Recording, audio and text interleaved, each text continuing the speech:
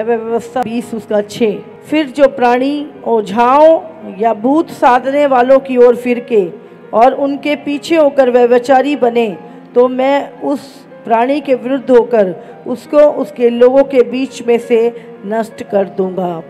इसलिए तुम अपने आप को पवित्र करो और पवित्र बने रहो, क्योंकि मैं तुम्हारा परमेश्वर यहोवा हूँ।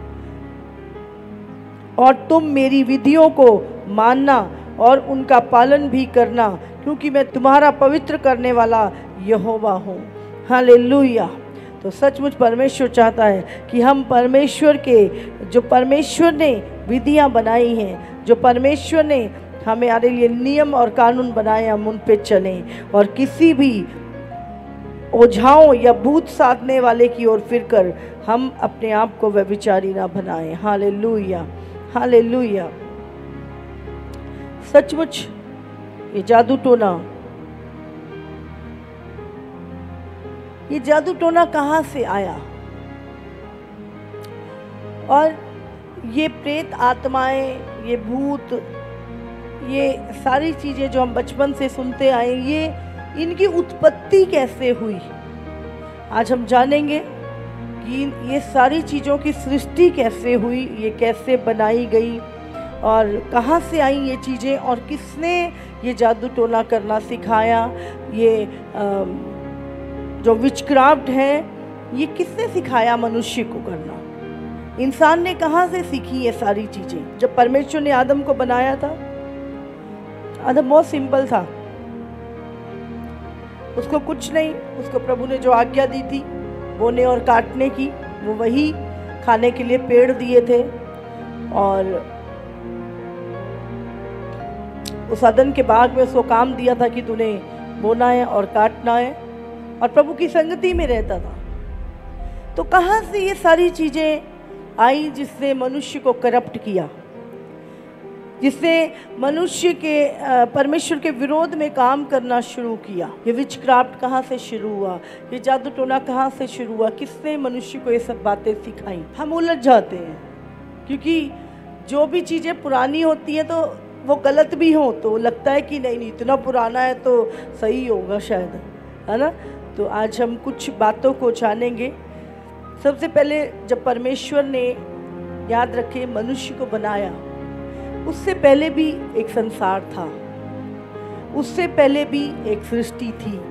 क्योंकि अगर हम उत्पत्ति का वचन पढ़ते हैं, उत्पत्ति 1 पहला वचन जब हम पढ़ते हैं, आदि में परमेश्वर ने आकाश और पृथ्वी की सृष्टि की।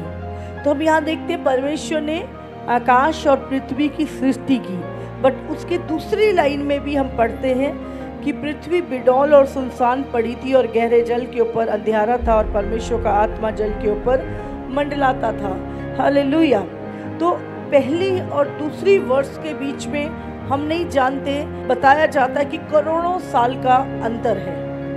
हालेलुया। क्योंकि परमेश्वर ने जब सृष्टि बनाई थी, आकाश और स्वर्ग और धरती को बनाया था, तो पूरा परफेक्टली बनाया था परमेश्वर ने। लेकिन उसके अगली वर्ष में लिखा है कि पृथ्वी बिडौल और सुनसान पड़ी थी। तो कुछ ऐसा हुआ था जिसके कारण वो सब कुछ बिडौल हो गया और अंधियारा हो गया।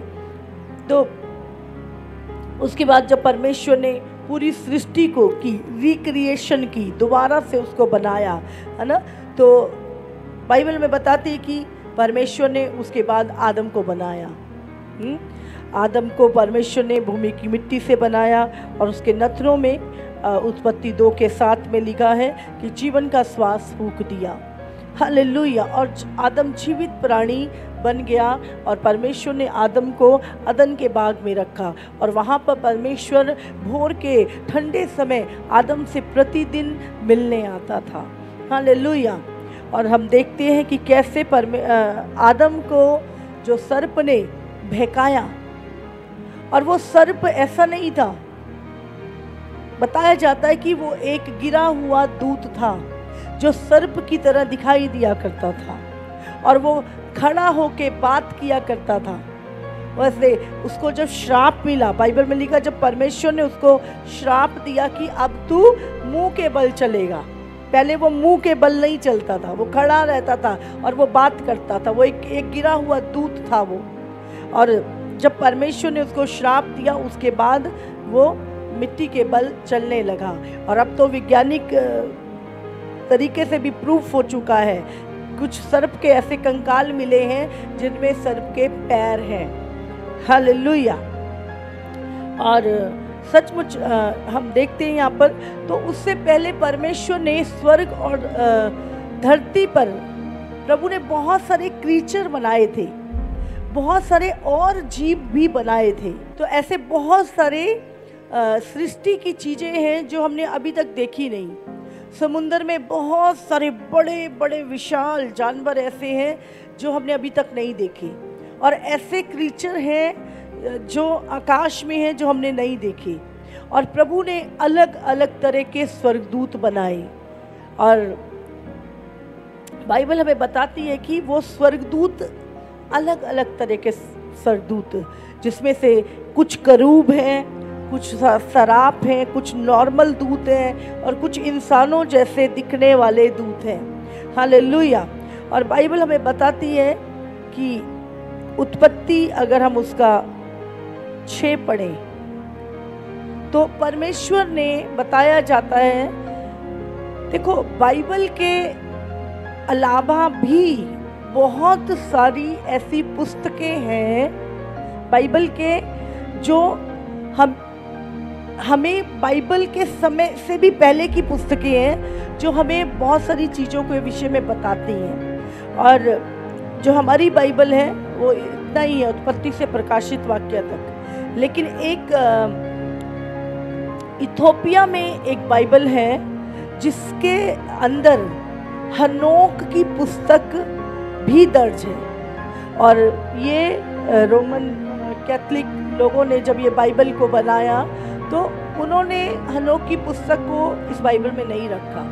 हाँ, लेकिन हनोक की पुस्तक जो है वो बहुत ही पुरानी पुस्तक है, क्योंकि परमेश्वर बाइबल में क्या लिखा है कि हनोक जो था, अगर हम पढ़ें इसी में उत्पत्ति का अगर 5 उसका हम पढ़ें 24 अगर हम पढ़ें तो वहाँ लिखा है हनोक परमेश्वर के साथ साथ चलता था, फिर वो लोप हो गया क्योंकि परमेश्वर ने उसे उठा लिया।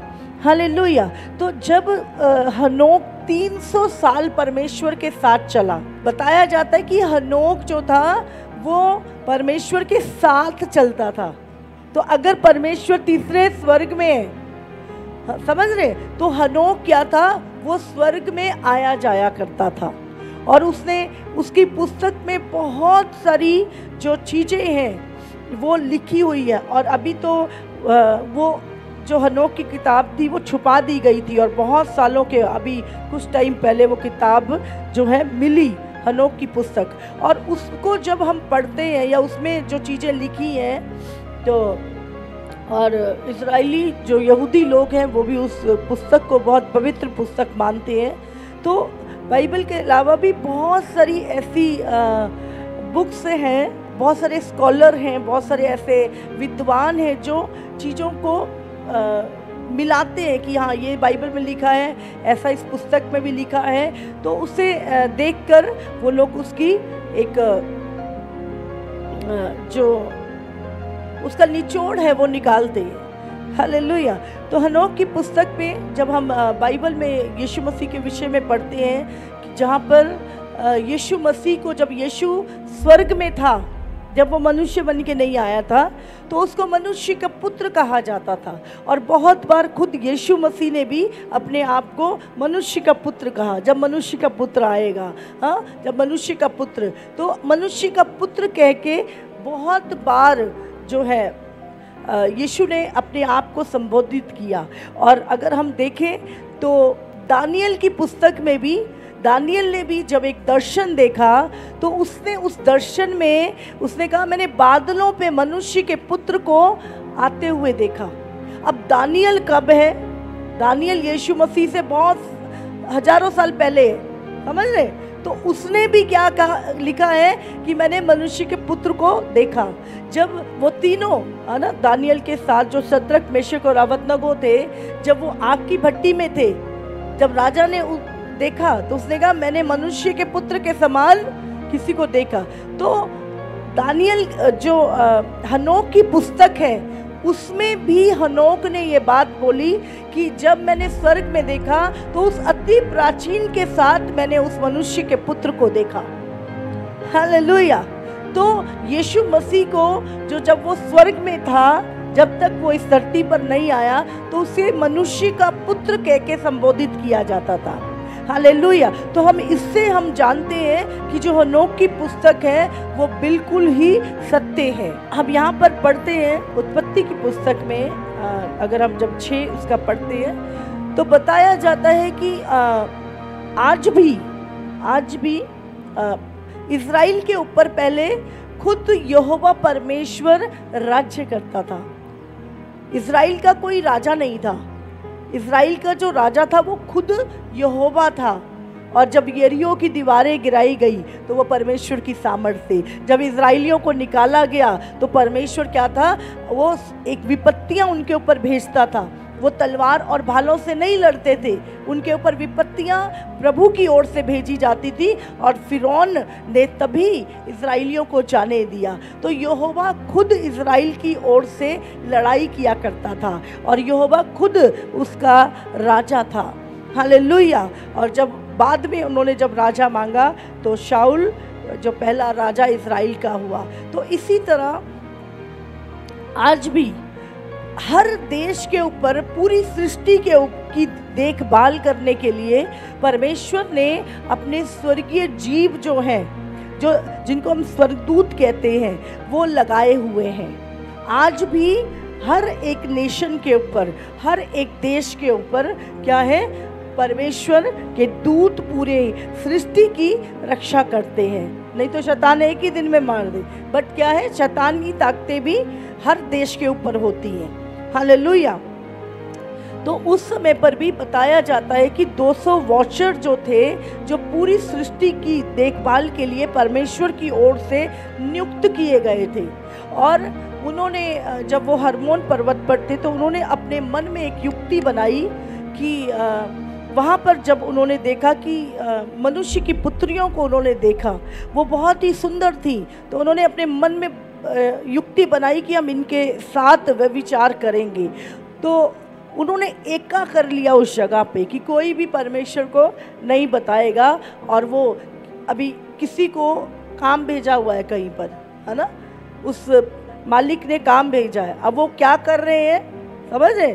तो उन्होंने सोचा कि अगर एक गिरेगा तो दूसरा बता देगा। तो उन्होंने 200 ने ही युक्ति बनाई कि हम कुछ भी करेंगे तो कोई भी अपना मुंह नहीं खोलेगा, क्योंकि वो परमेश्वर के स्वर्गदूतों से भी ऊपर की उनकी पोस्ट थी। वो परमेश्वर के पुत्र कहलाते थे। अगर हम अय्यूब में भी पढ़े, अय्यूब 1:8 भी अगर हम पढ़े तो उसमें भी लिखा है कि परमेश्वर के पुत्र, है ना, 6 पढ़ते हम, एक दिन यहोवा परमेश्वर के पुत्र उसके सामने उपस्थित हुए और उनके बीच शैतान भी आया। समझ रहे?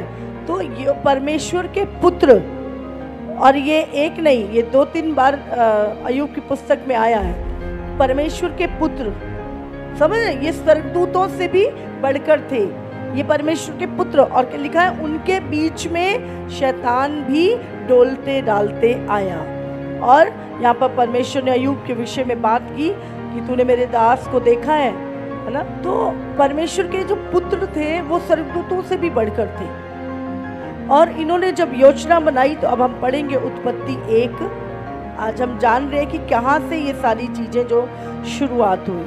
उत्पत्ति 6 चैप्टर, उसका 1 से हम पढ़ेंगे। फिर जब मनुष्य भूमि के ऊपर बहुत बढ़ने लगे और उनके बेटियां उत्पन्न हुई। समझ रहे? ये जो संसार है ये जल प्रलय से पहले का संसार है। फिर जब मनुष्य भूमि के ऊपर बहुत बढ़ने लगे और उनके बेटियां उत्पन्न हुई, तब परमेश्वर के पुत्रों ने मनुष्य की पुत्रियों को देखा कि वे सुंदर हैं। हाँ, उन्होंने देखा कि वो बहुत सुंदर है। हाँ, सो उन्होंने जिस जिस को चाहा उनसे ब्याह कर लिया। क्या किया उन्होंने जिस से चाहा उनसे क्या कर लिया? विवाह कर लिया। चौथा हम पढ़ेंगे उन दिनों में पृथ्वी पर दानव रहते थे। और इसके पश्चात जब परमेश्वर के पुत्र मनुष्य की पुत्रियों के पास गए, तब उनके द्वारा जो संतान उत्पन्न हुए वे पुत्र शूरवीर होते थे, जिनकी कीर्ति प्राचीन काल से प्रचलित है। और यहोवा ने देखा कि मनुष्यों की बुराई पृथ्वी पर बढ़ गई है, और उनके मन के विचार में जो कुछ उत्पन्न होता है सो निरंतर बुरा ही होता है। और यहोवा पृथ्वी पर मनुष्य को बनाने से पछताया, और वह मन में अति खेदित हुआ।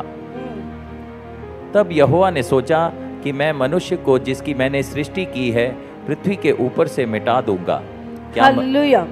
तो हम देखते हैं यहाँ पर जब स्वर्गदूतों ने मनुष्य की पुत्रियों के साथ, है ना, विवाह किया, तो उनके जो पुत्र उत्पन्न हुए, है ना, वो बहुत ही क्या थे, शूरवीर, और बहुत ही बड़ी बड़ी हाइट थी उनकी। वो बहुत ही लंबे और चौड़े और ऊंचे हुआ करते थे। मतलब नॉर्मल इंसान उनके सामने टिड्डों के समान होता था, और वो इतने ज़्यादा शूरवीर होते थे। और उसके बाद उन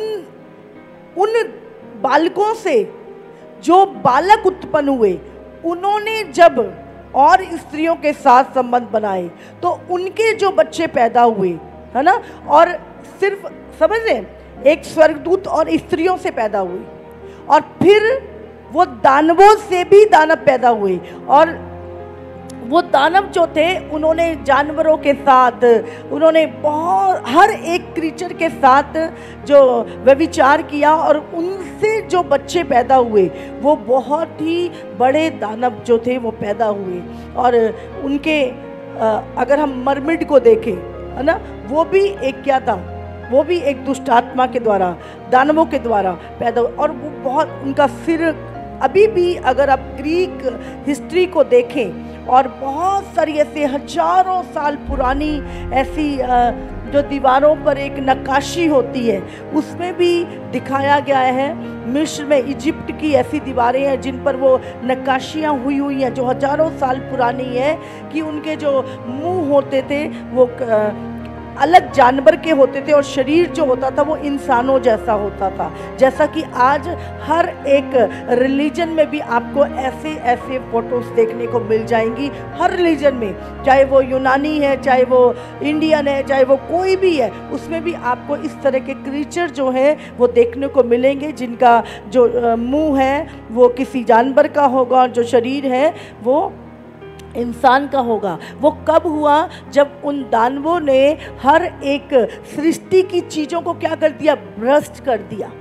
उन्होंने जानवरों के साथ भी संबंध बनाए, और उनसे जो बच्चे पैदा हुए तो वो और भी बड़े बड़े दानव थे। और जब वो धरती पर क्या था, उनको खाने के लिए इनफ नहीं था, क्योंकि एक एक दानव जो था वो बहुत ही ज़्यादा खाया करता था। तो वो धीरे धीरे वो मनुष्य को मार के वो खाने लगे, उनका खून पीने लगे, और इस तरह धरती पर बहुत ही ज़्यादा पाप बढ़ गया। और जो मनुष्य का जो डीएनए था वो करप्ट हो गया। उन्होंने सारी जो मनुष्य जाति थी उसको करप्ट कर दिया। और बाइबल में हमें बताती है कि जब नूह था, केवल नूह जो था वो धर्मी था, क्योंकि वो हनोक के वंश से था। हाँ, अगर हम पढ़े हनोक के, यहाँ पर हनोक से जब मतुसल्य पैदा हुआ, और मतुसल्य से नूह, तो हनोक क्या था? उसका परदादा था। हाँ, नूह का परदादा था हनोक। तो हनोक से ही नूह आया था। तो नूह का जो डीएनए था वो करप्ट नहीं हुआ था। बाकी सारी चीज़ें जो थी वो उन दानवों के द्वारा क्या थी? करप्ट हो चुकी थी। और उन्हीं गिरे हुए जो दूत थे, जो फॉलन एंजल थे, जिनको स्वर्ग से गिराया गया था, वही थे जिन्होंने, उनमें से एक स्वर्गदूत था जो जिसको हनोक की पुस्तक में भी बताया गया है, उसका नाम था समयाजा। और वो जो दूत था उसी ने मनुष्य की पुत्रियों को, जब उनसे शादियां की तो उनको जादू टोना करना सिखाया, उनको आभूषण बनाने सिखाए। हाँ, किसी स्वर्गदूत ने हथियार बनाने सिखाए, किसी ने ज्योतिष विद्या सिखाई, और इस तरह वो ज्ञान जो था, वो ज्ञान मनुष्यों तक पहुंचा। हालेलुया। और जब परमेश्वर ने देखा कि संसार में पाप बहुत बढ़ गया और वो जो दानव थे वो मनुष्य को भी खा रहे थे, खून पी रहे थे, और पूरा प्रभु बाइबल में लिखा कि वो मनुष्य को बनाने से पछताया और पूरी पृथ्वी क्या थी, करप्ट हो चुकी थी। तब परमेश्वर ने कहा कि मैं सारे जीव जंतुओं को, मैं सारी चीज़ों को क्या है, पृथ्वी पर से मिटा दूंगा। और प्रभु उस समय पर जल प्रलय को लेकर आया, और जिसमें सारी सृष्टि जो थी वो जो दानव थे, जो सारी चीज़ें थी, वो उस पानी में डूब कर क्या है, मर गए। हालेलुया। तो वहाँ से जो चीज़ें शुरुआत हुई थी, उसमें हथियार बनाना सिखाया गया, बहुत सारे इंस्ट्रूमेंट बनाने सिखाए गए। तो इस तरह वो सारा जो ज्ञान था वो उन्होंने मनुष्य की पुत्रियों को दिया। विचक्राफ्ट, जादू टोना और ये सारी चीज़ें उन्हीं गिरे हुए दूतों के द्वारा इस संसार में आई। हालेलुया। और हम देखते हैं गोलियत के विषय में, हम देखते हैं उस समय पर भी अलग अलग नफिलीम, है ना, इस धरती पर रहते थे, रफाइम इस धरती पर रहते थे। अलग अलग दानवों की प्रजातियां थी। हालेलुया। अगर हम निकालेंगे, और वो इतने बड़े थे और इतने भयानक थे कि मनुष्य उनसे डरते थे, क्योंकि वो नॉर्मल मनुष्य नहीं थे, वो उस दुष्ट से पैदा हुए थे, वो दानवों का स्वरूप थे। तो वो क्या थे, मनुष्य के ऊपर, वो मनुष्य टिड्डों के समान लगते थे उनके सामने। तो बहुत सारे जो थे वो उनकी पूजा करने लगे, क्योंकि वो बहुत बड़े थे, उनसे डरते थे, तो वो उनकी पूजा करने लगे। समझ रहे? आज भी बहुत सारी दुष्ट आत्माएं, अगर आप देखोगे, मुझे खून चाहिए, मुझे रक्त चाहिए, मांगती नहीं मांगती, वो कहाँ से आए? तो जब बताया जाता है कि जब वो सब लोग वो डूब गए, तो क्योंकि वो शरीर में थे, तो उनकी जो आत्माएं हैं, जिनको हम डीमंस कहते हैं, प्रेत आत्माएं कहते हैं, वो आज भी क्या है, भटकती है। उनको क्या चाहिए? शरीर चाहिए काम करने, उनके पास बॉडी नहीं है। सुना ना, उस पेड़ के ऊपर एक प्रेत रहता है, और यहाँ पे भी कितनी बार वो प्रेत आत्माएं निकलती हैं, दुष्ट आत्माएं निकलती हैं लोगों के अंदर से। तो वो क्या थी, जब वो सब, क्योंकि आत्मा कभी भी मरती नहीं है, वो उनके शरीर, उनके दानवों के जो शरीर है वो क्या थे, पानी में डूबकर ख़त्म हो चुके थे। बल बताया जाता है कि उनकी जो स्पिरिट है, जो उनकी आत्माएं हैं, वो आज भी भटकती है, जिनको हम प्रेत आत्माएं कहते हैं, जिनको हम भूत कहते हैं, हाँ, चुड़ैले कहते हैं। और ये ऐसा नहीं है, झूठ नहीं, ये रियल में है, ये दुष्ट आत्माएं सच में हैं। भले ही कितना भी इनकार कर ले कोई, पर इतनी सारी जो चीज़ें हैं वो झूठ नहीं हो सकती। हालेलुया। तो और बाइबल तो क्लियर ही बताती है दुष्ट आत्माओं के विषय में। हाँ, यीशु मसीह ने खुद दुष्ट आत्माएं निकाली, उसके चेलों ने दुष्ट आत्माएं निकाली, आज इस कलीसिया में भी बहुत सारी दुष्ट आत्माएं निकलती हैं। तो दुष्ट आत्माएं, ये डीमंस, ये चुड़ैले, ये सब रियल है, हाँ, ये सच में है। तो हम एक वचन, एक राजा अगर हम निकालें, बहुत सारे लोग क्या थे, उनको ईश्वर करके, देवता करके पूजने लगी। अगर हम मोलेक देवता की बात करें, बाइबल में एक मोलेक देवता है जिसके विषय में लिखा गया है, एक राजा 11 उसका 4। सो जब सुलेमान बूढ़ा हुआ तब उसकी स्त्रियों ने उसका मन पराये देवताओं की ओर बहका दिया, और उसका मन अपने पिता दाऊद की नाई अपने परमेश्वर यहोवा पर पूरी रीति से लगा ना रहा। सुलेमान तो सिदोनियों की अश्तोरेत नाम देवी और अम्मोनियों की मिलकोम नाम घृणित देवता के पीछे चला। और सुलेमान ने वह किया जो यहोवा की दृष्टि में बुरा है, और यहोवा के पीछे अपने पिता दाऊद की नाई पूरी रीति से ना चला। उन दिनों सुलेमान ने यरूशलेम के सामने के पहाड़ पर मोआबियों के कामोश नाम घृणित देवता के लिए और अम्मोनियों के मोलेक नाम घृणित देवता के लिए एक एक ऊंचा स्थान बनाया। और अपनी सब पराये स्त्रियों के लिए भी जो अपने अपने देवताओं को धूप जलाती और बलिदान करती थी, उसने ऐसा ही किया। तब यहोवा ने सुलेमान पर क्रोध किया, क्योंकि उसका मन इज़राइल के परमेश्वर यहोवा से फिर गया था, जिसने 2 बार उसको दर्शन दिया था। हालेलुया। तो हम देखते हैं यहाँ पर मोलेक देवता, तो वो क्या था? उसका जो ये ऊपर का जो पार्ट था वो घोड़े के समान था, और जो नीचे का पार्ट था वो मनुष्य की तरह था। मोलेक देवता। और ये देवता क्या था? ये मनुष्य बलि लेता था। और जब भी कोई व्यक्ति युद्ध करने जाता था या युद्ध जीत कर आता था, तो वो इस देवता को क्या थे? अपने बच्चों को बलि चढ़ाया करते थे।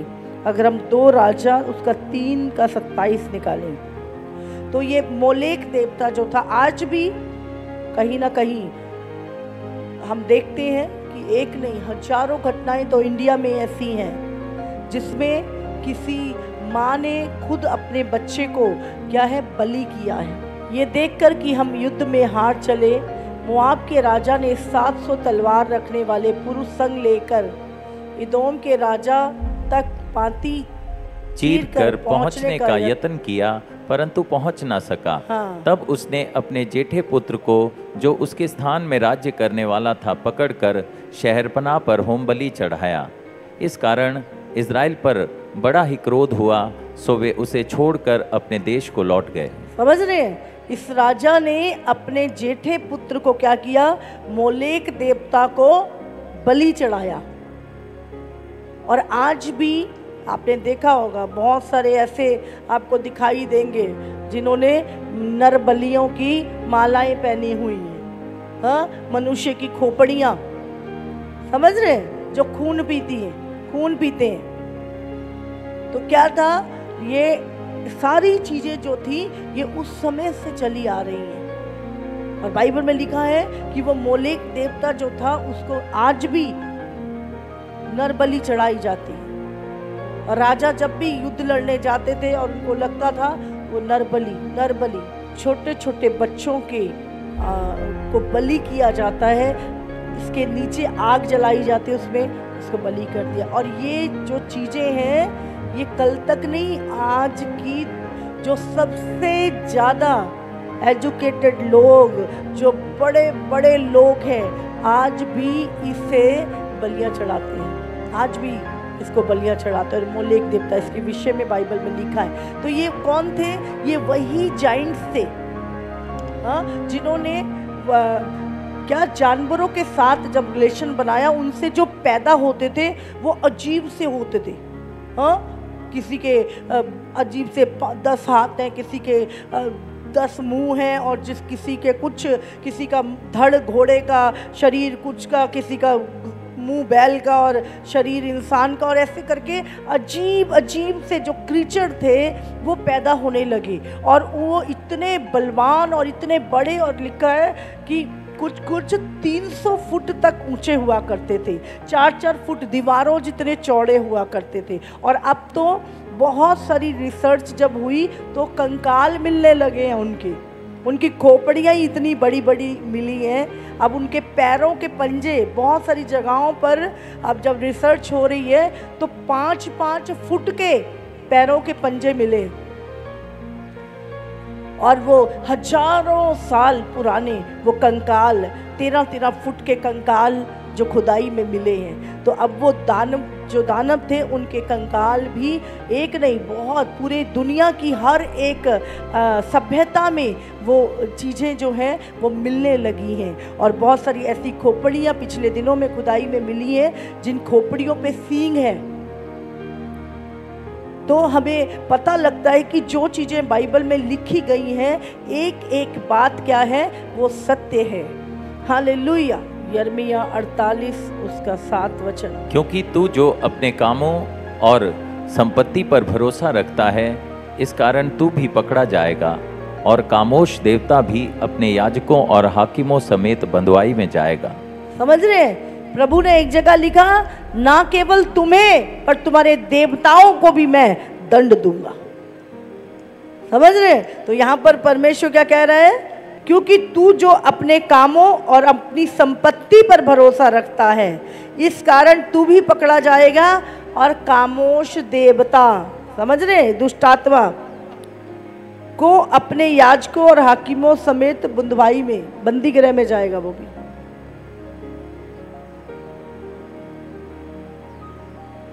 इसलिए प्रभु ने क्या बोला कि हमारा जो युद्ध है वो लहू और मांस से नहीं, पर अंधकार की शक्तियों से है जो आकाश में है। हालेलुया। तो बहुत सारे कहाँ हैं जो वो गिरे हुए दूत हैं, वो इस समय पर कहाँ पर हैं? क्या लिखा है? आकाश में। लिखा नहीं लिखा? इफिसियों अगर आप पढ़े, कहाँ है वो? आकाश में। आकाश मतलब अलग अलग स्वर्गीय रेलम में वो गिरे हुए दूत रहते हैं। यहाँ पर भी हम देखते हैं कि जब मनुष्य के पुत्र परमेश्वर के पास आए तो शैतान भी डोलते डालते उनके बीच में आया। तो जो ये गिरे हुए दूत हैं, इनके जो स्थान है वो आकाश में है, स्वर्ग भी है, जो नीचे के स्वर्ग हैं, हाँ, सेकंड हेवन तक ये लोग जा आ सकते हैं। इनके अलग अलग जगहें हैं, स्वर्गीय स्थान है जहाँ पर ये रहते हैं, जहाँ से ये कार्य करते हैं, और ये अलग अलग क्रीचर हैं। इनके पास भी देह है। जब आज लोग बोलते कि नहीं वे स्वर्गदूत, बहुत सारी ऐसी थ्योरीज हैं जो कहते हैं कि स्वर्गदूत के बच्चे पैदा नहीं हो सकते। बाइबल में लिखा है कि स्वर्ग में जब हम सब दूतों के समान होंगे तो स्वर्गदूत बच्चे पैदा नहीं कर सकते। तो अगर हम देखें, जब प्रभु के दूत इब्राहिम के पास आए थे तो इब्राहिम ने क्या बोला कि तुम रुको, मैं तुम्हारे लिए खाना लेके आता हूँ। तो उन स्वर्गदूतों ने खाना खाया नहीं खाया? बाइबल में लिखा उन्होंने खाना खाया और वो तृप्त हुए, और उन्होंने क्या है उसको आशीष दी इब्राहिम को कि मैं अगले वर्ष तेरे यहाँ एक पुत्र पैदा होगा। तो उन्होंने खाना खाया, ठीक है। और दूसरी घटना, जब सदोम और अमोरा में जब परमेश्वर ने अपने दूत भेजे थे, है ना, तो वहाँ के जो बहुत सारे लिखा है बहुत सारे लुच्चे पुरुष थे वहाँ पर, जब उन्होंने उन दूतों को देखा तो उनसे व्यभिचार करने की कोशिश की। वो नूह उसके घर में गए लूत के, और उनको कहा इनको बाहर निकालो कि हम इनके साथ भोग करें। तो इसका मतलब वो क्या थे? बिल्कुल मनुष्य के समान दिखाई देते थे। समझ आ रहे हैं? तो वही बहुत तरह के जो स्वर्गदूत हैं वो शरीर में हैं। जब यीशु मसीह जब मुर्दों में से जी उठा तो उसके पास एक हेवनली बॉडी थी, एक ऐसा शरीर था कि चेले अंदर थे, यीशु दरवाज़ा बंद था और यीशु मसीह दीवार में से निकल के उनके पास आ गया। उस बॉडी की क्या है? अलग योग्यताएं, अलग एबिलिटी है उसकी। तो उस तरह के जो शरीर है, जो हमें भी लिखा है कि हमें भी वो शरीर क्या है वो मिलेगा, स्वर्गीय देह जिसको बोलते हैं। तो इस तरह की जो देह है ना, तो बाइबल में लिखा है कि जो उनके बच्चे हुए जो पहले, वो बहुत ही शूरवीर थे, और उन्हें ही इन्होंने क्या है स्वर्गदूतों ने वो विद्या सिखाई। और जब वो बाबेल का नगर बना रहे थे, वो गुम्मट बना रहे थे, वो स्वर्ग तक चढ़ना चाहते थे, जब परमेश्वर ने भाषा में गड़बड़ी डाली तो इन्होंने हथियार बनाने सिखाए मनुष्य को, आभूषण, हाँ, मेकअप करना सिखाया औरतों को, और बहुत सारी ऐसी ज्योतिष विद्या और बहुत से ऐसे कर्म कांड जो प्रभु की ओर से चीजें नहीं थी। हालेलुया। तो ये सारे वो गिरे हुए दूत थे जिन्होंने मनुष्य को ये सारी विद्याएं, ये जादू टोना, विचक्राफ्ट और ये ज्योतिष विद्या और ये सब चीज़ें, वो सम्याजा नाम का एक स्वर्गदूत था जिससे मनुष्य को ये सारी चीज़ें सिखाई। Hallelujah, hallelujah. तो आपको समझ आ रही है कि ये विचक्राफ्ट कहाँ से आया, है ना, कहाँ से शुरुआत हुई, किसने ये सारी चीज़ें सिखाई, और ये प्रेत आत्माएं, ये चीज़ें ये क्या है, कौन होती हैं ये। अभी भी जो इस समय की जो आप घटनाएं देखो, तो ऐसी हजारों घटनाएं जो इंटरनेट पे भी हैं कि बहुत सारी चीज़ें जो हैं इस समय आकाश में दिखाई दे रही हैं, बहुत सारे एंजल्स दिखाई दे रहे हैं, बहुत सारी ऐसे चीज़ें गिरती हुई दिखाई दे रही हैं। वो कौन है जिसको हम एलियन बोलते हैं?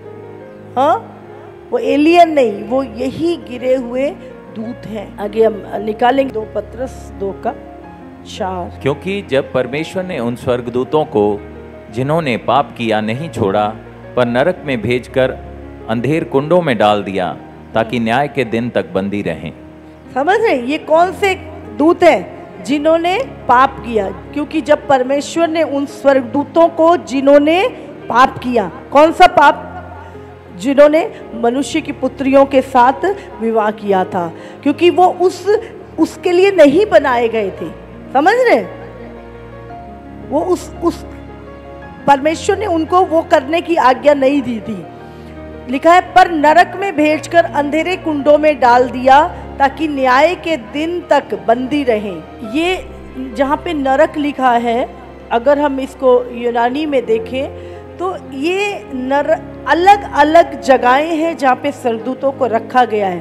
तो इस रेफरेंस को अगर हम देखें तो यहाँ पे टाटरस नाम की जगह लिखी है। ये जगह वो है जो बहुत ही डीप, बहुत गहरी और अंधकार से भरी जगह है, जहाँ पर परमेश्वर ने उन स्वर्गदूतों को जिन्होंने स्त्रियों के साथ व्यभिचार किया था, उनको उस जगह पे रखा हुआ है। और एक दिन आएगा जब परमेश्वर उनको वहाँ से निकाल के उस नरक में डालेंगे। रियल जो आग की झील है वो बिल्कुल आखिरी का है, लेकिन उससे पहले भी अलग अलग जगहें हैं नरक की। उसमें से ये जो जगह, ये जो नरक लिखा है, इसको टाटरस बोलते हैं। ये बहुत ही गहरी और अंधकार वाली जगह है, जहाँ पे दूत भी जाने से डरते हैं। हालेलुया। एक जगह है हेडीज, ये जिसको एक गड़ा, बाइबल में नए नियम में भी उसके बारे में लिखा हुआ है। चलिए हम आगे चलते हैं। और यहाँ पर एक यहूदा की पत्री भी हम निकालेंगे एक बार। यहूदा अगर हम निकालें, उसमें भी इन दूतों के विषय में लिखा है। 1:6 से पढ़ते हैं। फिर जिन स्वर्गदूतों ने अपने पद को स्थिर ना रखा, परंतु अपने निज निवास को छोड़ दिया, उसने उनको भी उस भीषण दिन के न्याय के लिए अंधकार में, जो सदा काल के लिए है, बंधनों में रखा है। जिस रीति से सदोम और अमोरा और उनके आसपास के नगर जो इनके समान व्यभिचारी हो गए थे और पराये शरीर के पीछे लग गए थे, आग के अनंत दंड में पड़कर दृष्टांत ठहरे हैं। समझ रहे? सदोम और अमोरा के समान ही इन्होंने क्या किया था? व्यभिचार किया था। और लिखा, ये पराये शरीरों के पीछे लग गए और अनंत, ये आग के अनंत दंड में पड़कर दृष्टांत ठहरे हैं। Hallelujah, hallelujah. तो ये उन स्वर्गदूतों के विषय में लिखा हुआ है। और हम हनोक के विषय में सोचते हैं कि शायद हनोक की पुस्तक, हनोक, लेकिन अगर अब नया नियम पढ़ें तो हनोक की पुस्तक में यीशु के आगमन के विषय में लिखा है। समझिए, आदम की से कुछ पीढ़ियों आगे हनोक हुआ था। यहाँ पे लिखा यहूदा 1:14। हनोक ने जो आदम से 7वीं पीढ़ी में था, आदम के 7वीं पीढ़ी में हनोक पैदा हुआ था। इसके विषय में ये भविष्यवाणी की कि देखो प्रभु अपने लाखों पवित्रों के साथ आया। समझ रहे? हनोक ने अपनी पुस्तक में यीशु के आगमन की भविष्यवाणी की कि प्रभु अपने लाखों पवित्रों के साथ आया। Hallelujah, hallelujah. तो हनोक की जो पुस्तक है वो आज भी इथोपिया में जो बाइबल है उसके साथ वो जॉइंट है, और उसको जब हम पढ़ते हैं तो बहुत सारी चीज़ों की क्लियरिटी होती है। हालेलुया। यहिजकेल 32 उसका 27। और उन गिरे हुए खतनाहीन शूरवीरों के संग वे पड़े ना रहेंगे जो अपने अपने युद्ध के हथियार लिए हुए अधोलोक में उतर गए हैं। वहाँ उनकी तलवारें उनके सिरों के नीचे रखी हुई हैं और उनके अधर्म के काम उनकी हड्डियों में व्यापे हैं, क्योंकि जीवन लोक में उनसे शूरवीरों को भी भय उपजता था। हाँ, ये वो कौन से शूरवीरों के विषय में लिखा है? जो मनुष्य की पुत्रियों और उन स्वर्गदूतों से जो पैदा हुए थे। बाइबल में लिखा है उनमें सबसे पहला का शूरवीर जो था, है ना, वो निम्रोद था, जिसने बाबेल के नगर को बनाया था। जो पहला शूरवीर था, उससे युद्ध विद्या सीखी थी। हम आगे जब चलते हैं तो गोलियत को जब हम देखते हैं, हाँ, गोलियत बहुत ही बड़ा दानव था और पूरी इज़राइल की जो सेना थी वो उस एक को मार नहीं सकती थी, जबकि उनके पास इतने हथियार थे। इतना बड़ा दानव था। हाँ, तो यहाँ पर भी लिखा है कि ये जो थे, मनुष्य कितना लग रहा है उनके सामने, इंसान जो है वो टिड्डी के समान लग रहा है। हाँ जी, अगर इस समय हमारे सामने एक टिड्डी हो, छोटी टिड्डी के समान, तो वो इतने बड़े थे कि मनुष्य उनके सामने टिड्डों के समान लग रहे थे। तो बोले कि इतने बड़े हैं, हमें तो ये 1 मिनट में मच्छर की तरह मसल देंगे। तो जो 10 लोग थे उन्होंने कहा ये तो बहुत बड़े हैं।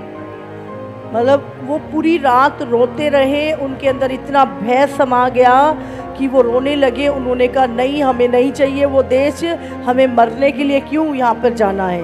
लेकिन जो यहोशू और कालेब थे उन्होंने कहा कि नहीं, परमेश्वर हमें, क्योंकि ये युद्ध हमारा नहीं परमेश्वर का है, प्रभु हमें जीत दिलाएगा। Hallelujah, hallelujah. तो यहाँ पर हम देखते हैं उस नफलीम जाति के लोगों को, और एक थे रिफाइम। तो यहाँ पर उसके विषय में भी हम पढ़ेंगे। तो इनको क्या कहते थे? अनाक वंशी। ये दानव थे। और हर एक रिलीजन में अगर आप पढ़ें तो आप दानवों के विषय में पढ़ सकते हैं। हाँ, हिंदुज़म में अगर आप देखें तो रावण का भाई विभीषण के विषय जब देखते हैं, नहीं, वो कुंभकर्ण के विषय में, हाँ, वो एक बहुत बड़ा दानव था। बताया जाता है कि वो 6 महीने सोता था और 6 महीने उठता था। तो हर एक जो हिस्ट्री है, ये धार्मिक पुस्तकें हैं, चाहे वो यूनान की है, चाहे वो चाइना की है, चाहे वो कहीं की है, उसमें दानवों का जिक्र पाया जाता है। समझ रहे? हर एक जगह पे दानव होते थे। और वो दानवों को अगर आप उनकी पिक्चरों को कॉपी करा जाए तो वो सब एक जैसे हैं। शरीर कुछ और, धड़ कुछ और, मुंह उनका कुछ जानवर का, शरीर उनका, तो इस तरह के बहुत सारे सिमिलर। कोई यहाँ पे है, कोई किसी कंट्री में 7 समुंदर पार, कोई कहीं है, पर वो सब एक से अगर उनको देखेंगे, समझ रहे? तो इसका मतलब, और वो कंकाल भी अलग अलग जगहों पे वो मिल रहे हैं, अभी बहुत सारी जगहों पे मिल चुके हैं। तो इसका मतलब पृथ्वी पर वो दानव किसी समय पे रहा करते थे। हालेलुया। तो आज भी उनकी आत्माएं क्या है? भटक रही हैं। तो हम अभी हमारे मन में आएगा कि जब परमेश्वर ने नूह के टाइम पर सबको मार दिया, तो अभी ये यहोशू के टाइम पे कहाँ से आ गए? ये जीवित कैसे रह गए? और बाइबल में क्या लिखा है कि अंत के दिनों में जैसे नूह के दिन थे वैसे ही दिन होंगे। इन दिनों में भी वो आएंगे वापस। समझ रहे? अभी क्या बोल रहे हैं न्यूज़ में, देखो एलियंस आ रहे हैं। बोला जा रहा है, नहीं बोला जा रहा? एलियंस आ रहे हैं, वो इतने बड़े हैं, उनकी खोपड़ी इतनी बड़ी है, वो ऐसे दिखते हैं। और बहुत सारी न्यूज़ आ रही है, बहुत सारे लोग कह रहे हैं हम मिले हैं उनसे, है ना। और बहुत सारी जो न्यूज़, और सच में ये ऐसा नहीं कि सिर्फ अब ये अफवाहें रह गई हैं, ये अब अमेरिका की जो एक CIA है, उन्होंने भी मान लिया है कि हाँ भाई ये आ रहे हैं, और बहुत बड़ा खतरा है। अब सारी जो एजेंसियां हैं उन्होंने मान लिया कि हाँ भाई ये आने वाले हैं और बहुत जल्द ये अटैक करेंगे धरती के ऊपर। तो ये अब ये सिर्फ अफवाहें या खबरें नहीं, अब ये पूरी दुनिया मान चुकी है। जो लोग मानते नहीं थे, बिलीव नहीं करते थे, वो भी अभी बोल रहे हैं कि बहुत जल्द इनका अटैक होगा। और वो यहाँ तक बोल रहे हैं कि वो अब हमारे बीच में ही रहते हैं, वेश बदल के, रूप बदल के। क्योंकि बाइबल में क्या लिखा है कि शैतान जो है वो एक स्वर्गदूत का भी रूप धारण कर सकता है। तो इनके अंदर एक वो होती है कि ये अपने आप को बदल सकते हैं, ये रूप बदल सकते हैं। तो लिखा है ना कि जब यीशु का आना होगा तो कैसे दिन होंगे, नूह के समान। और ये दानव कब थे, नूह के टाइम पर। तो ये अभी भी एक हम निकालेंगे इसमें एक शमूएल अगर 17:4। आपको पता है सिर्फ दाऊद ने केवल गोलियत को नहीं मारा था, गोलियत के भाइयों को भी मारा था। गोलियत जैसे और भी दानव जो थे उनको भी दाऊद ने मारा था। तब पलिश्तियों की छावनी में से एक वीर गोलियत नाम निकला, जो गत नगर का था, और उसके डील की लंबाई 6 हाथ 1 बित्ता थी। समझ रहे, 6 हाथ, इतना 6 हाथ उसकी जो थी लंबाई, तकरीबन 13 फुट का वो था, और बहुत ही लंबा चौड़ा था वो। कोई कोई तो बताते हैं कि 300 फुट तक के दानव उस टाइम पर हुआ करते थे। तो ये इतना बड़ा गोलियत जो था, जिसको दाऊद ने अपनी गुलेल से ही के पत्थर से मार दिया था। इसके बाद अगर हम पढ़ेंगे 1 इतिहास 20:5। और पलिश्तियों के साथ फिर युद्ध हुआ, उसमें याईर के पुत्र एल्हनान ने गती गोलियत के भाई लम्ही को मार डाला। ये कौन था, गोलियत का भाई था। ये भी गोलियत का भाई था और गोलियत जैसा ही था ये भी, जिसके बर्छे की छड़ जुलाहे की डोंगी के समान थी। हाँ, ये गति गोलियत का भाई लहमी था, हाँ, को मार डाला, जिसके बर्छे की छड़ जुलाहे की डोंगी के समान थी। जो बर्छे की जो छड़ थी वो जुलाहे की डोंगी की बहुत बड़ी जो छड़ थी उसके पास। इसका 2 शमूएल उसका 21:16 भी निकालेंगे। तब यशबोबनोब जो रपाई के वंश का था और उसके भाले का फल तौल में 300 शौकेल पीतल का था और वह नई तलवार बांधे हुए था, उसने दाऊद को मारने को ठाना। यहाँ पर भी हम देखते हैं उसी रिपाई के वंश का था, ये भी एक दानवों का वंश था, हाँ, और उसके भाले का फल तोल में 300 शकेल पीतल का था, और वो नई तलवार बहुत ही बड़ा जो उसका जो भाला था वो बहुत बड़ा और भारी था। यहाँ पर 2 शमूएल 21:18 भी देखें। पूरी बाइबल में इन दानवों के विषय में जगह जगह पर लिखा हुआ है। इसके बाद पलिश्तियों के साथ गोब में फिर युद्ध हुआ। उस समय योशाई सबके ने रपाई वंशी सबको मारा। हाँ, यहाँ पे रिपाई वंशी सबको मारा। ये रफीली जो लोग थे, ये दानव थे, अनाक वंशी थे ये भी। और 1 इतिहास उसका 21:7 हम पढ़ेंगे। और यह बात परमेश्वर को बुरी लगी, इसलिए उसने इज़राइल को मारा। यहाँ पर हम देखते हैं कि जब शैतान जो था उसने इज़राइल के विरुद्ध उठकर दाऊद को ही उकसा दिया कि वो इज़राइल की गिनती करे। और ये बात यहोवा को बहुत ही बुरी लगी, क्योंकि जो युद्ध है वो परमेश्वर लड़ता था इज़राइल की ओर से। तो यहाँ पर क्या है, शैतान ने दाऊद को उकसाया। समझ रहे, शैतान उकसा सकता है आपको उसके वचन के विरोध में, वो उकसा सकता है आपको परमेश्वर के विरुद्ध। इसीलिए हमें बहुत ध्यान रखना है। तो यहाँ पर वो दाऊद जो परमेश्वर के साथ चलता था, प्रभु के मन का सा था, उसको भी शैतान ने उकसा दिया कि इज़राइलियों की गिनती करे, और परमेश्वर को ये बात बहुत ही बुरी लगी। हालेलुया। देखो, एक है फॉलन एंजल, जो स्वर्ग से गिराए हुए दूत हैं। हाँ, वो कहाँ पे रहते हैं? आकाश में, स्वर्गीय स्थानों में ही रहते हैं वो। उनकी अलग अलग कैटेगरी। क्या लिखा है? तुम्हारा युद्ध लहू और मांस से नहीं पर अंधकार की शक्तियों से है जो आकाश में है। तो जो गिरे हुए दूत हैं, हाँ, जो आजकल बहुत सारी ऐसी वीडियोस, क्योंकि कैमरे बहुत हो गए हैं ना, तो सब जगह कुछ ना कुछ जब ये चीज़ें ऊपर से गिरती हुई दिखाई देती हैं, बहुत सारी जगहों पे अभी कैप्चर हो गया है कि ये लोग नीचे क्या है, धरती पर आके कार्य करते हैं। तो ये गिरे हुए दूत हैं, लेकिन जो इनके द्वारा जो बच्चे पैदा हुए वो दानव थे। समझ रहे? जो इनसे पैदा हुए, फिर जो इनसे पैदा हुए उन्होंने आगे अगली पीढ़ी जो थी उन्होंने जानवरों के साथ भी, और लिखा है इतनी पूरी जो पृथ्वी थी वो जाइंट से भर गई थी, इतनी सारी दुष्ट आत्माएं, और सबसे ज़्यादा इन्होंने क्या है, मनुष्य का जो बीज था वो करप्ट कर दिया था। इसीलिए मनुष्य के मन में जो कुछ पैदा होता था वो बुरा ही होता था। हालेलुया।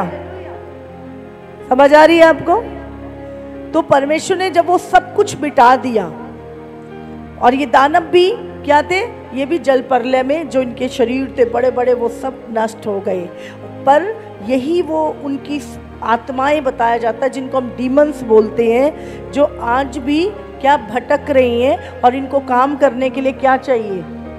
मनुष्य की बॉडी, जानवरों के अंदर, मनुष्यों के अंदर। जब यीशु मसीह एक जगह गरासेनियों के नगर में जा रहे थे तो एक व्यक्ति के अंदर कितनी 200 दुष्ट आत्माएं थी, 2000 दुष्ट आत्माएं। हाँ, उसको सांगलों से बांध के रखा जाता था, और वो कहाँ पे? कब्रों में घूमा करता था। और जब प्रभु आया तो क्या तू समय से पहले हमें नाश करने आ गया? उसे यीशु को बोला, उससे पूछा तू कौन है? बोला मैं सेना हूँ। और यीशु ने उसमें से निकाला और वो नॉर्मल हो गया। तो आज भी वो सारी जो प्रेत आत्माएं हैं, जो भूत प्रेत चुड़ैले, जिनको ये सच में है, और ये क्या करती है, लोगों को पोजेस करती है, ग्रस्त हो जाते लोग इनसे। लेकिन हमें याद रखना है, परमेश्वर ने हमें सांपों और बिच्छुओं और शैतान की सारी सामर्थ के ऊपर अधिकार दिया है। हालेलुया।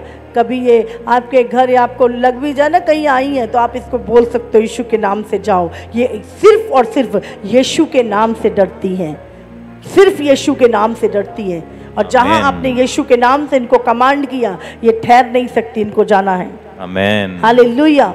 और दूसरी चीज, परमेश्वर ने हमारे लिए क्या है, सुरक्षा के दूत रखे।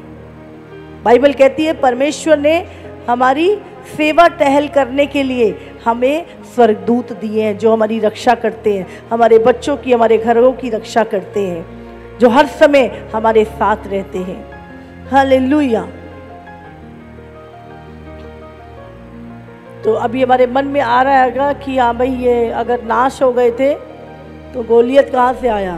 अरे नहीं आ रहा, इसके मन में आ रहा है, नहीं आ रहा, तो हम कल को देखेंगे। हालेलुया। क्योंकि अगर जल प्रलय में सब मर गए थे, हाँ, तो फिर गोलियत कहाँ से आया? फिर अनाकवंशी कहाँ से आए? देखो, बाइबल में जब परमेश्वर ने नूह के विषय में कहा कि नूह जैसा, अगर हम निकाले, नूह धर्मी पुरुष था और अपने समय के लोगों में खरा था, और नूह परमेश्वर ही के साथ साथ चलता रहा, और उसके 3 बेटे थे और 7 का एक भी हम पढ़े। तब यहोवा ने नूह से कहा, तू अपने सारे घराने समेत जहाज में जा, क्योंकि मैंने इस समय के लोगों में केवल तुझी को अपनी दृष्टि में धर्मी पाया है। तो हम देखते हैं जो नूह था उसका डीएनए करप्ट नहीं हुआ था, बाकी सारे जो मनुष्य थे वो करप्ट हो चुके थे, उनका जो डीएनए करप्ट हो चुका था, और उनके मन में जो कुछ पैदा होता था वो बुरा ही होता था। तो परमेश्वर के मन में आया कि मैं सबको ख़त्म कर दूंगा। केवल नूह था जिसका जो डीएनए था वो करप्ट नहीं हुआ था। हाँ, वो परमेश्वर के साथ चलता था, इसलिए शैतान से बचा रहा और अपने घराने में सबसे खरा था वो। तो हम देखते हैं कि नूह, और अब नूह अगर धर्मी है तो अपने घराने समेत, तो उसके घराने में कौन हुआ? नूह, उसकी पत्नी और उसके तीनों पुत्र। और समझे तो क्या हुआ, वो डीएनए जो था उसके पुत्रों में था, तीनों की। देखो बहुत सारी थ्योरियां हैं। सबसे पहले तो ये बताया जाता है एक थ्योरी कि जी जो भेदिए भेजे थे यहोशू ने, उन्होंने गलत रिपोर्ट दी, वहाँ पे अनाकवंशी थे ही नहीं। बट ये अगर हम बाइबल पढ़ते हैं तो ऐसा नहीं है। पहली जो थ्योरी ये बताई जाती है कि ऐसा था। बट और कुछ बताया जाता है कि जो फॉलन एंजल थे उन्होंने कुछ दानवों को क्या था, उठा लिया था, अपने साथ ले गए थे, उन्हें छुपा लिया था कि जब दोबारा से मनुष्य जाति आएगी तब उसके बाद वो फिर से आ गए। बट तीसरी थ्योरी जो है, बताया जाता है कि कैसे वो सर्प का जो सीड था वो आगे आया। अब नूह क्या था, धर्मी था, उसके पुत्र, अब उसके डीएनए से ही उसके पुत्र आए थे, तो इसका मतलब उसका जो सीड था वो प्योर था। लेकिन कैसे वो सर्प का डीएनए जो है वो वहाँ पर आया, तो बताया जाता है कि नूह की जो 3 बहुएं थी, उसमें से जो हाम की पत्नी थी उसके अंदर वो सरपंट सीड उस जहाज में भी घुस गया और उसी से दोबारा वो जो दानव थे वो पैदा हुए, ऐसा बताया जाता है। समझ रहे हैं? क्योंकि एक बार सारे खत्म हो गए थे, लेकिन दोबारा से अगर आए तो वो कहाँ पे वो सीड रह गया था। तो बताया जाता है कि उसकी जो 3 पत्नियां थी, तीनों पत्नियां थी जो तीनों बेटों की, उनमें से एक के अंदर वो सरपंच सीड फिर से संसार में आया और फिर से उससे दानव पैदा होने लगे। Hallelujah, hallelujah. क्योंकि जब हम वचन को बहुत गहराई से पढ़ते हैं तो बहुत सारे सवाल हमारे मन में पनपते हैं। हाँ, बहुत सारे सवाल हमारे मन में पनपते हैं और ये बहुत ही ये विद्याएं, ये सारी चीज़ें जो स्वर्गीय थी, ये आदम को नहीं पता था। हाँ, ये विचक्राफ्ट, ये हथियार बनाना, ये सारी चीज़ें अगर हम बाइबल में देखें तो उत्पत्ति की पुस्तक में ही बहुत कुछ यहाँ पर हम पढ़ते हैं। कैन के वंशज, तो 4था चैप्टर उसमें लिखा हुआ है, जो कैन था ना, आगे कैन से हनोक, वो वाला हनोक नहीं, एक और हनोक का जन्म हुआ, फिर उससे महुआला और उससे 2 स्त्रियां ब्याह ली, है ना।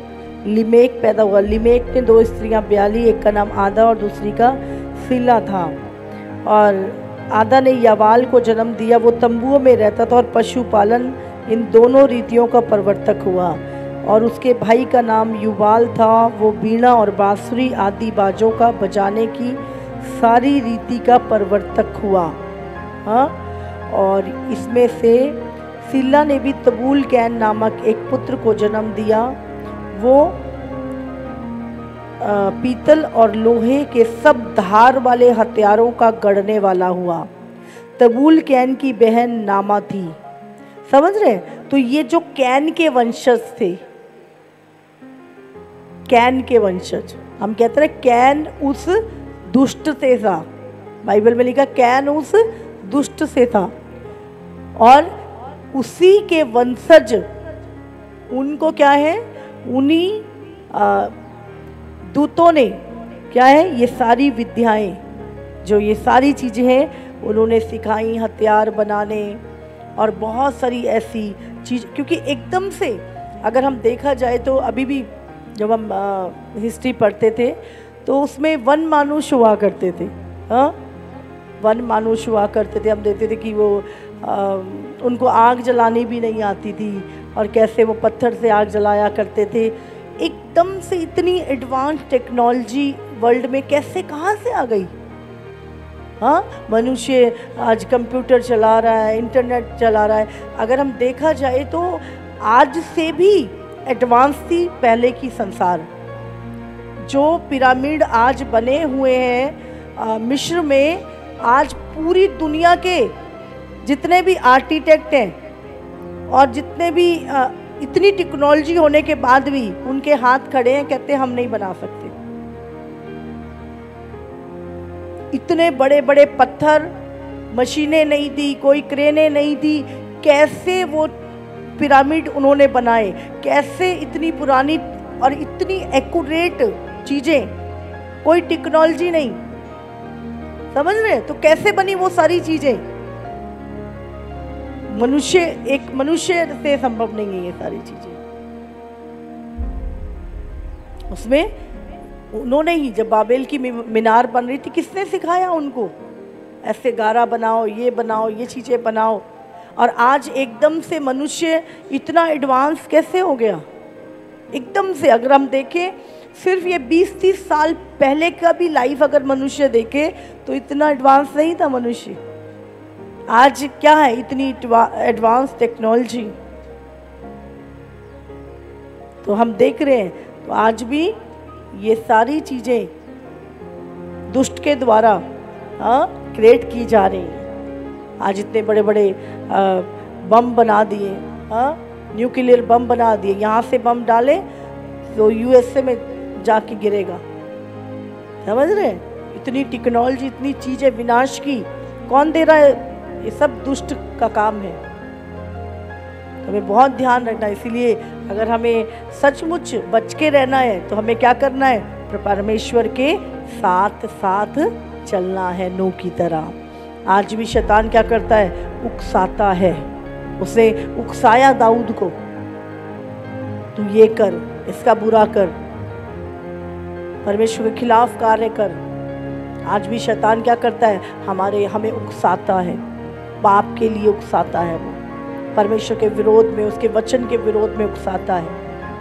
तो हमें बहुत ही परमेश्वर के वचन पे मनन करना है और उसके साथ हमें साथ साथ चलना है प्रभु के। हालेलुया।